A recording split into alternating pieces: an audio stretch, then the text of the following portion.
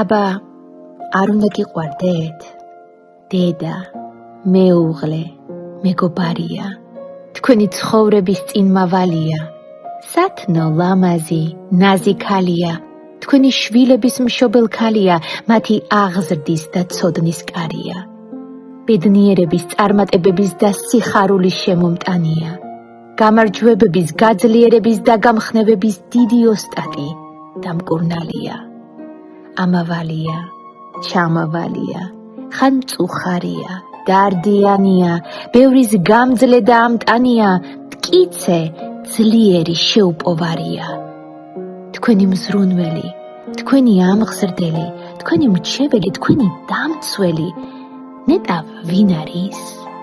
ისევ ქალია, თქვენი ცხოვრების ფიქრი, აზრია. საყვარელი და სანატრებელი, აბა ვინ არის? ისევ ქალია, თქვენი მეგზური, მეგობარია.